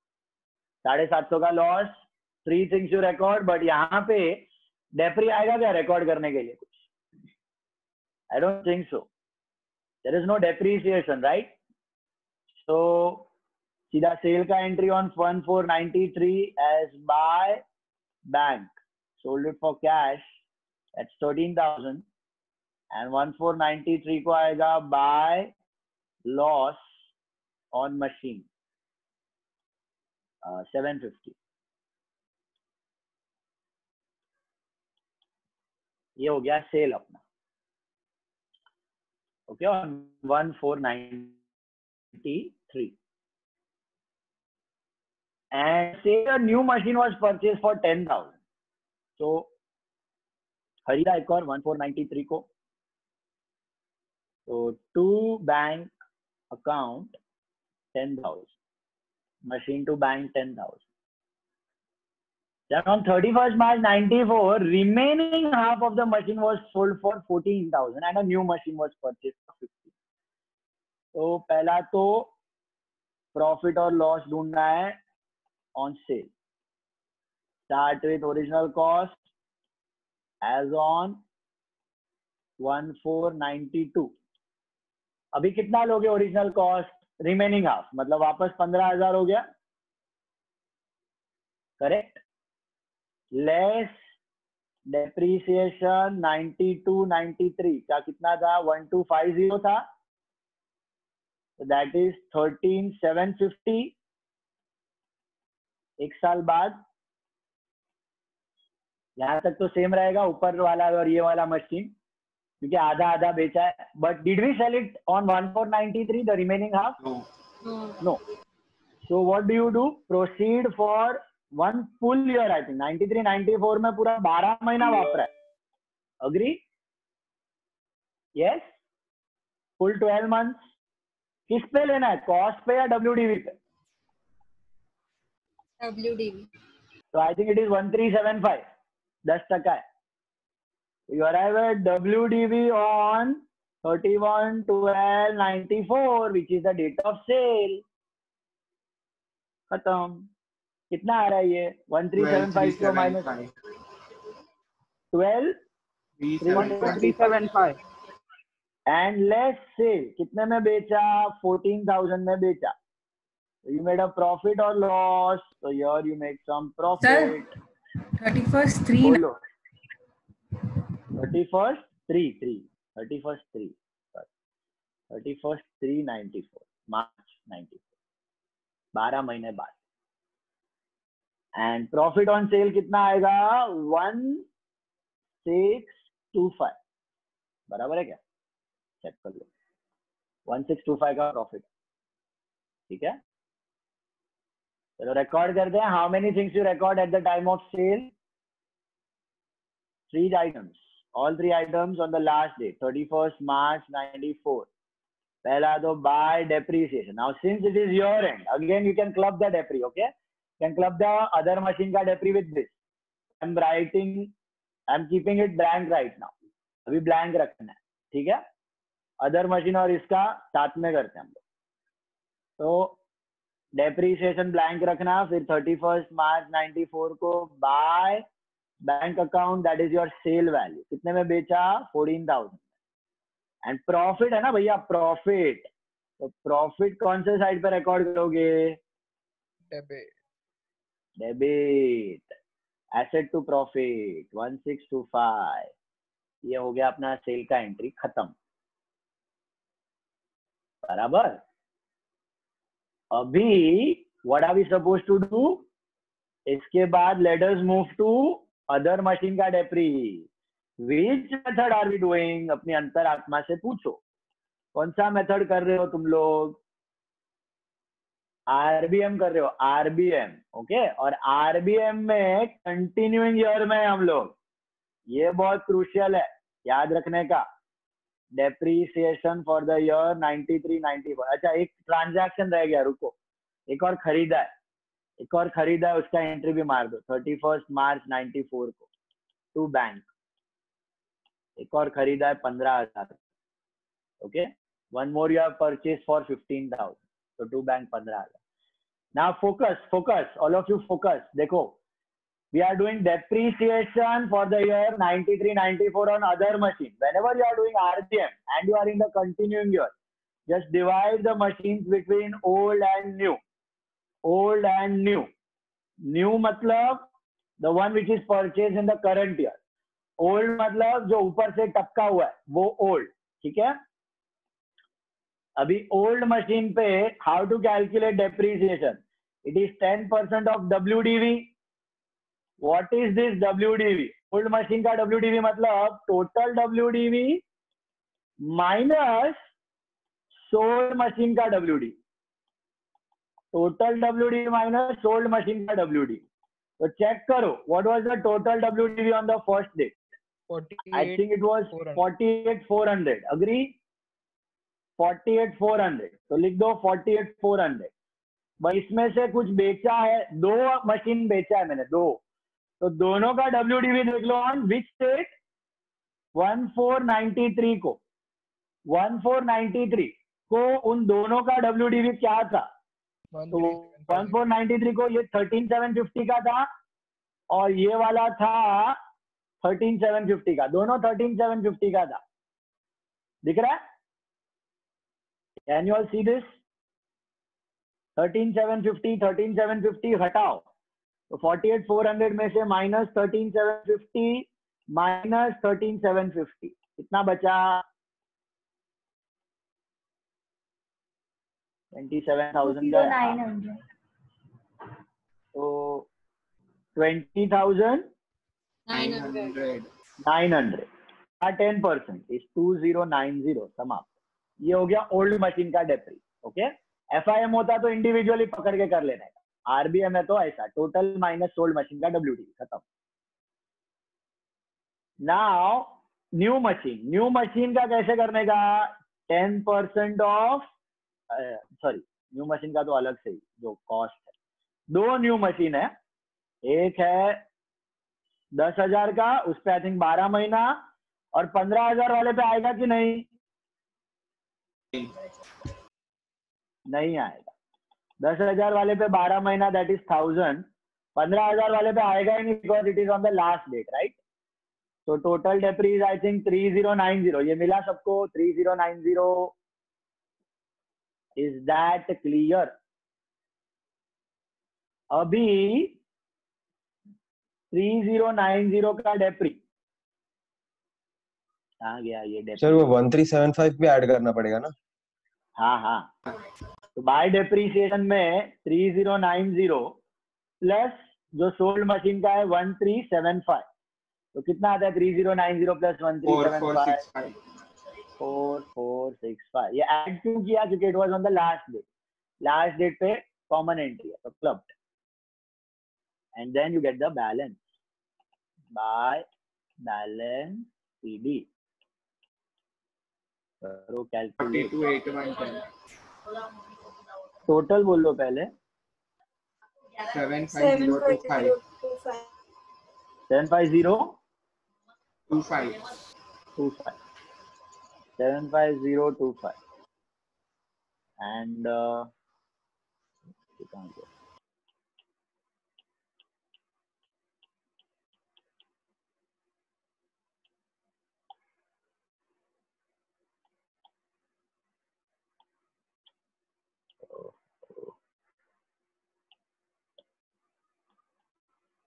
Seven 5025 75 यार एंड बैलेंस कितना बताया? 42,810 42810 to balance BD। This is on 1494 को पकड़ते हैं अभी 94 last year. On 30th June 94, a new machine is purchased for 12 on which carriage was 1000, fitting 500, brokerage 15। सब add करना है 30th June 94 को। तो टोटल कॉस्ट ऑफ मशीन कितना हो गया अपना? टू बैंक 15,000 हो गया, correct? Hello, and then what do we have next? This machinery was sold on 31st March 95 for 10,000। same machine बेच दिया 31st March 95 for 10,000। so working note number 5, profit or loss on sale,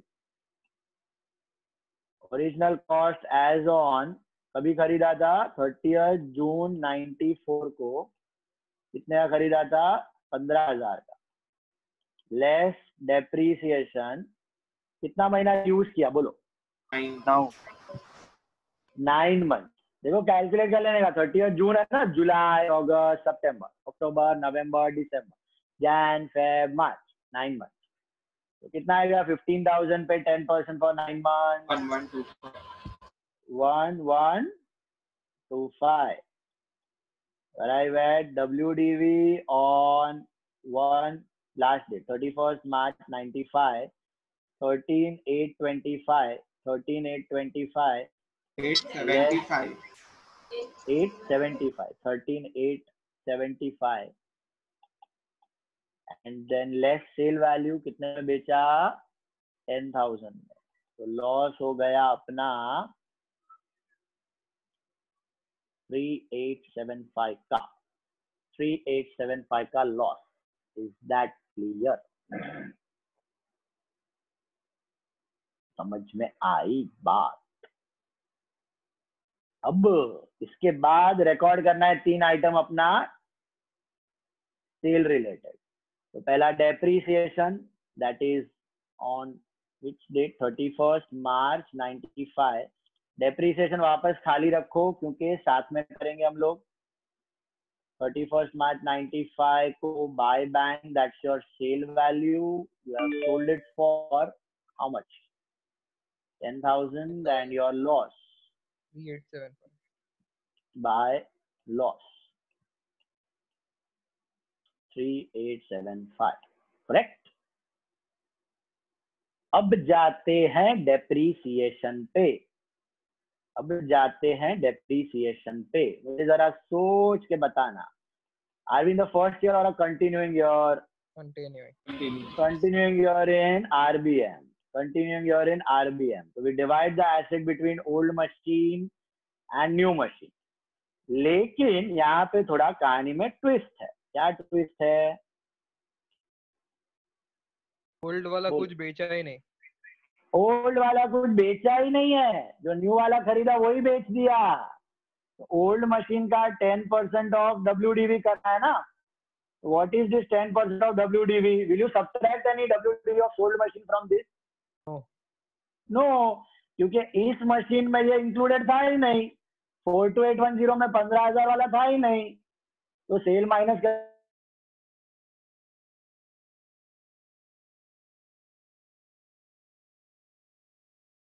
sir आप mute पे हो.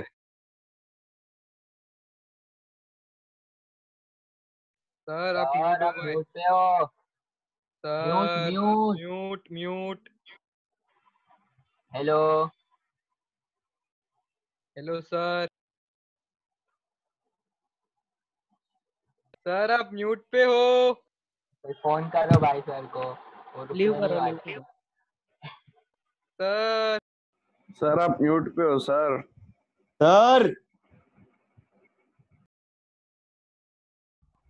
Sir mute पे हो. Sir mute पे हो आप.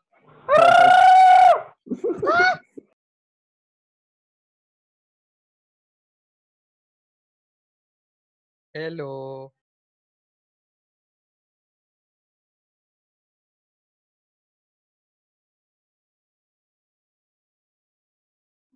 अरे सर आप म्यूट पे हो. कुछ नहीं सुनाई दे रहा है सर.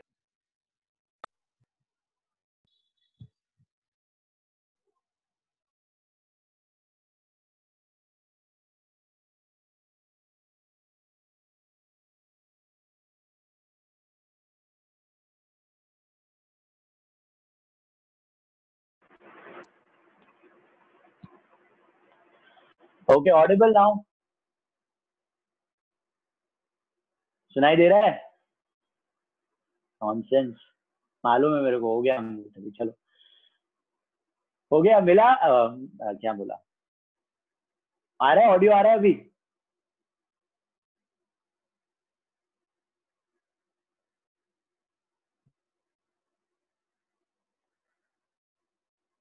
दिख रहा है?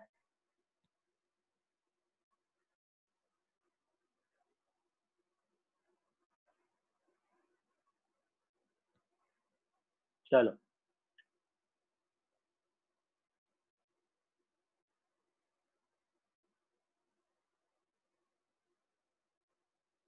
Now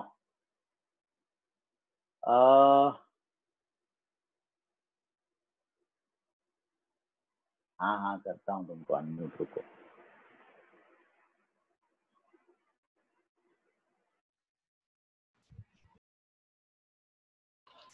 Audible now? अरे सर आपने वो जो डेप्री का समझाया कुछ पता नहीं है हमको. हाँ वापस बोल रहा हूँ. देखो ये ओल्ड मशीन का 4281 तक समझा सबको. ओल्ड मशीन का सेल वाला माइनस नहीं करना है क्योंकि ये इसका पार्ट नहीं है. 42810 में 15,000 वाला पड़ा नहीं था. बराबर है? तो 42810 का 10% ले लिया मैंने. That is 4281. Correct. Got it? And now ये 15,000 न्यू मशीन, इस पे करना है कि नहीं करना है डेप्रिसिएशन अलग से? बोलो। ढूंढ दिया ना हम लोग ने 1125। ढूंढ लिया, ये रहा 1125, वी हैव ऑलरेडी कैलकुलेटेड, वो ऐड करने ही वाले हैं, वापस करने की जरूरत नहीं है, तो न्यू मशीन पे कुछ आएगा ही नहीं। Is that clear? Already it has been done, got it? तो चलो टोटल लिख दो डेप्री 4281 प्लस 1125, 4281 प्लस 1125 कितना आता है? 5406 5406 5406 हो गया टोटल डेप्री। अब ढूंढना है बैलेंस। लास्ट ईयर का डेप्री समझा सबको? WDV, नॉर्मली हम लोग सेल वाले WDV माइनस करते हैं। माइनस क्यों करते हैं? क्योंकि वो इंक्लूडेड होता है, यहाँ पे इंक्लूडेड है ही नहीं, तो माइनस करने की जरूरत नहीं है। और जो सोल्ड मशीन है उसको तो अलग से किया ही है डेप्री कैलकुलेट, वो ऐड कर दो। Got it? कर लो बैलेंस, कितना आ रहा है? 47 57 810 एंड बैलेंस 385 38,529 इसको वेरीफाई करना है तो कैसे करोगे? WDV को ऐड करके सबका WDV। कितने मशीन है अभी? 30 वाला तो गया बराबर, 22 वाला है, 10 वाला है और ये 15 वाला है, 3 है, राइट? बाकी सब तो सेल हो ही गया है, तो 42810 से माइनस डेप्री करेंगे तो वही आएगा। लेकिन क्या गारंटी तुमने 42810 बराबर मिला है तुमको? इसी को तो बोलते हैं वेरिफिकेशन। तो ये 3 मशीन है, 48 कितना है, सॉरी 22, 10 और 15। तो कैलकुलेटर से फटाक से कर सकते हो। 22,000 लो, 22,000 टाइप करो कैलकुलेटर में, 22,000 माइनस पहला साल कितना लिया था? 1100, 6 महीने, तो माइनस 1100 करो। 22,000 minus 1100 minus 10% minus 10%। 22,000 minus 1100 minus 10% minus 10%, क्या मिला? 16929 16929। रखो उसको साइड पे। अभी 10,000 टाइप करो, 10,000 तुमने फर्स्ट डेट पे ही लिया था, तो माइनस 10% माइनस 10%, क्या मिला? 8100 और 15,000 लास्ट डेट पे लिया था, तो ये साल का खाली, तो 15,000 माइनस 10% एक बार, 15,500। बस इसको ऐड करो, ये मिलना चाहिए 38,529।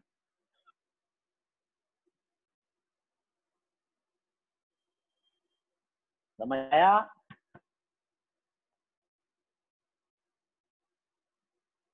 WDV में कैलकुलेटर के साथ वेरिफिकेशन बहुत इजी है, मैन्युअली डिफिकल्ट। हाँ बोलो। ये 93 94 का एक बार वो डेप्री समझाओ ना। 93 94 का डेप्री देखो। 93 94 में ओपनिंग बैलेंस कितना था? 48,400 था। हाँ। लेकिन 48,400 में से कुछ मशीन बेचा था तुमने, 2 सेल हुआ था वहां पे,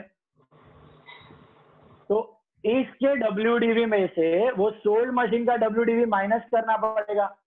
हाँ। तो रिमेनिंग मशीन का WDV मिल जाएगा। हाँ। तो वही किया मैंने। 1493 को इन जो सोल्ड मशीन है ना, इसकी WDV कितनी थी देखो। 1493 को पहले वाले सोल्ड मशीन की WDV वाज 13750। हाँ। एंड दूसरे वाले सोल्ड मशीन की WDV वाज आल्सो 13750। हाँ। तो हटा दिया, ये देखो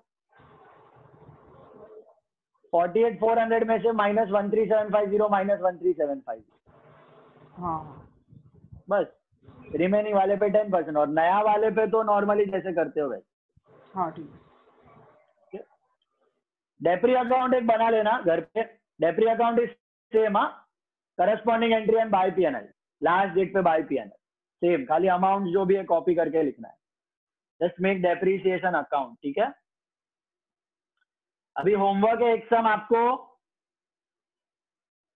इसमें जर्नल एंट्रीज पूछा था, लेकिन हमने FIM में ऑलरेडी किया हुआ है, तो वापस नहीं करना है जर्नल एंट्री, ठीक है। खाली amount will change, entries will all remain same. तो ये सब में जर्नल मत करना, खाली डेप्री अकाउंट बना लेना। Just make the depre account. Is that clear? No need of journal because you have already done it. Entries are all same, only the amounts will change. तुमको होमवर्क है सम नंबर 5।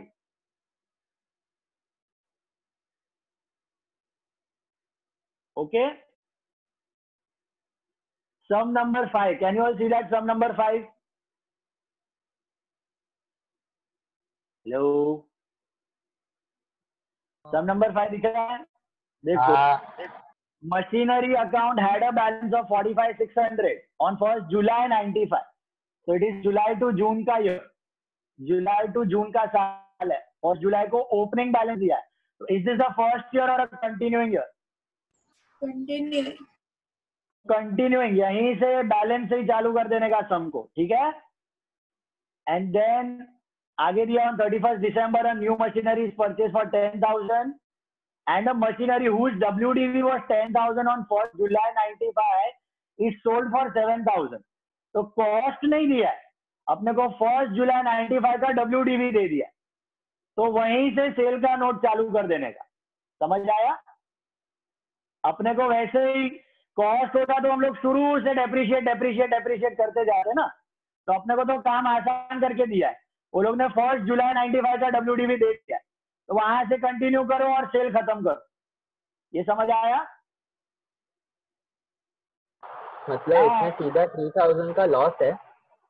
नहीं भाई, बेचा थोड़ी 1st July 95 को है, 31st December 95 को बेचा है। 6 months का डेप्री आएगा ना, 6 months का डेप्री आएगा और फिर सेल होएगा। मतलब 10,000 पे 500 रुपया डेप्रीसिएशन आएगा, और फिर 9,500 का या सोल्ड इट फॉर 7,000, तो 2,500 का लॉस आएगा। Got it? फिर वो डेप्री लॉस वो सब रिकॉर्ड करने का। सर सेल कब हुआ है? सेल 31st मशीनरी का सेल कब? अरे पढ़ो ना यार, फर्स्ट लाइन पढ़ो, first line. On 31st December 95 a new machine is purchased for 10,000। 31st December 95 को एक 10,000 का खरीदा, and machinery whose WDV was 10,000 on 1st July 95 is sold for 7,000। तो ये दोनों चीज सेम डेट पे हो रहा है, 31st December को। 31st December को एक खरीदा और एक बेचा। जो बेचा उसका WDV was 10,000 on 1st July 95। तो 6 महीना वापरा और फिर बेचा। Got it? Then on 1st October 96, वो तो नेक्स्ट ईयर का, तो ये साल का डेप्रिसिएशन के लिए how will you calculate the depreciation on the old machine? What you will do? 45,600 में से 10%। 45,600 पे डायरेक्टली करना है कि उसमें से कुछ माइनस करना है? 10,000 निकल जाएगा ना उसमें। 10,000 निकल जाएगा। कितना निकलेगा? 10,000, क्योंकि उसका WDV was 10,000 on 1st July 95।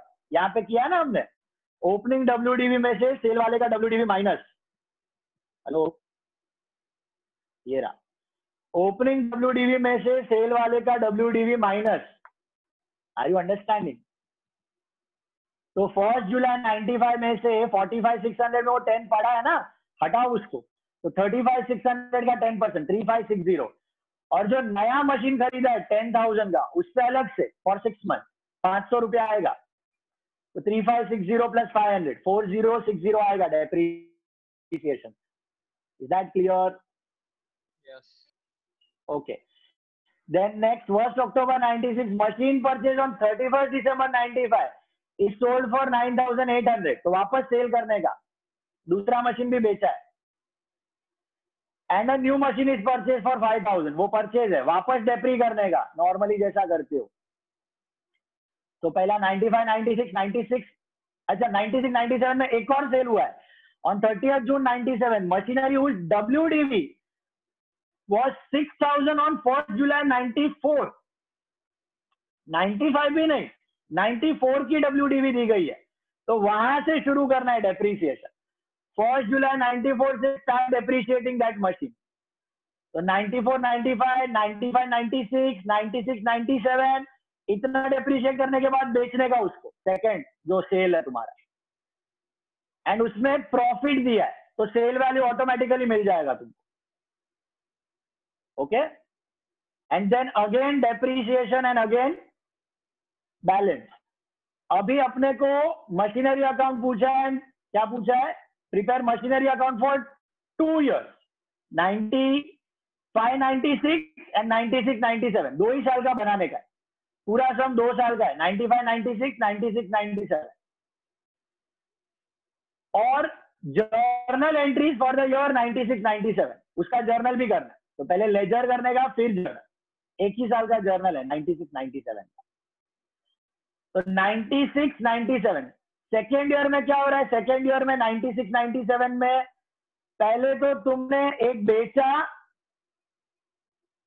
फिर 1 अक्टूबर को बेचा, फिर न्यू मशीन खरीदा सेम डेट पे और 30 जून को वापस बेचा और फिर डेप्रिसिएशन. ओके, स्ट्रक्चर क्लियर हुआ? क्या करना है समझ रहा है? 2 साल का अकाउंट बनाना है, machinery and journal entry for 96, 97. Okay, try करना है खुद से. Just one sum for homework. कुछ डाउट है तो अभी बोल दो मेरे को, otherwise you can leave. We are meeting tomorrow. Bye bye.